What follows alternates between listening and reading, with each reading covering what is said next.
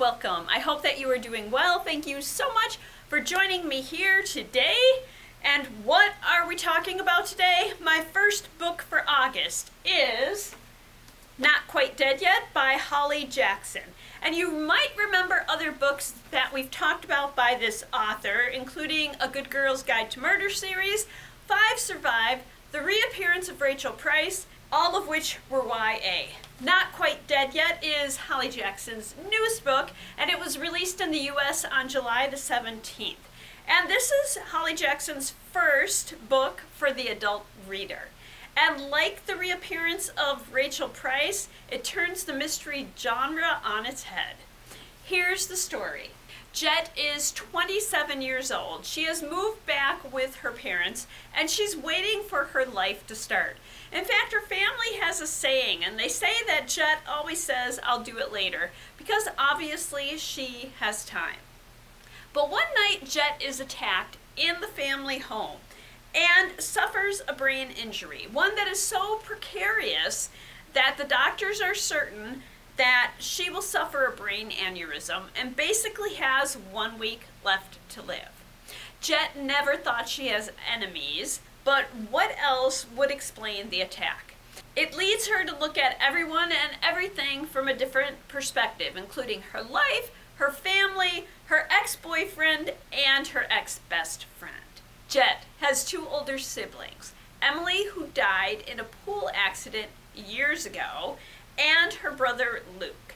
Emily's death has profoundly affected both Jet and Luke. In fact, from the very beginning of the story, I couldn't help but think that Luke hadn't developed emotionally as he should have. He seems to be stuck in his early teen years. And because of Emily's death, Jet's mother, Diane, has pushed others away. She's developed a need to control everything and everyone, especially Jet. Her father, Scott, tries not to upset anyone to the point where he's overcompensated and seems to me to be too passive. Scott owns and operates Mason Construction, and Luke works for him. Luke's wife, Sophia, who was once Jet's best friend, cannot wait for the day that Scott retires and Luke takes over the business. Jet is determined to discover who is responsible for the attack and ultimately her murder. Unable to do it alone, she enlists her childhood friend, Billy, to help her. Jet does see everyone in her life differently, and she uncovers a lot that has been going on without her noticing. Almost everyone in this story has something to hide and some abhorrent secret to keep. Will Jet discover who is responsible before time runs out? Jet is a character that I really liked. I couldn't help but feel for her, especially because of her ability to grow as a person throughout the story. And as I said before, she uncovers a lot of what's been going on in their community and in her family, almost to the point of it being unbelievable. It's a quick read with many twists and turns along the way. So what can you read for a similar experience? Honestly, nobody really writes like Holly Jackson, so I'm going to suggest another Holly Jackson story, one that we had in earlier but apparently is checked out, and it is The Reappearance of Rachel Price. And I've talked about it before, and I'll try to link the video to that discussion below. Here's the basic story. Belle's mother, Rachel, disappeared many years ago, and Belle has been living under the shadow of that disappearance ever since. And it has been her and her father ever since. They have close family nearby. Her uncle and his family live down the road. Her grandfather lives nearby too, but his health is beginning to deteriorate, and they need money to pay for her grandfather's care. And so the family agrees to appear in a documentary that is being made about Rachel's disappearance. Belle wants to know what happened to her mother, but she's also adjusted to life as it is.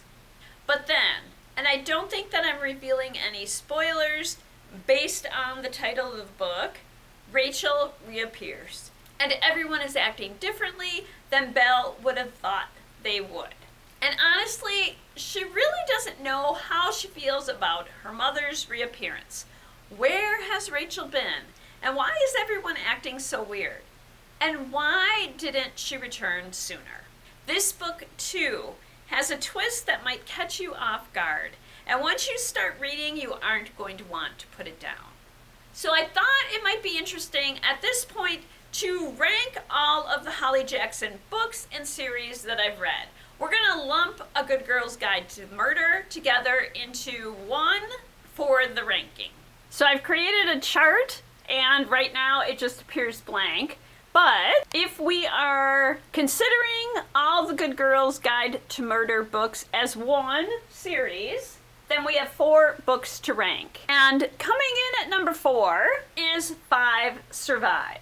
Coming in at number 3 is Not Quite Dead Yet, the book that we are talking about now. And I want to point out at this point that all of these books have received a rating of 4 stars from me. So they are all really good books, but in a ranking you have to pick and choose. So coming in at number 2 is A Good Girl's Guide to Murder series. And number 1 is the reappearance of Rachel Price. And I really do encourage you to read any or all of the Holly Jackson books, including Not Quite Dead Yet.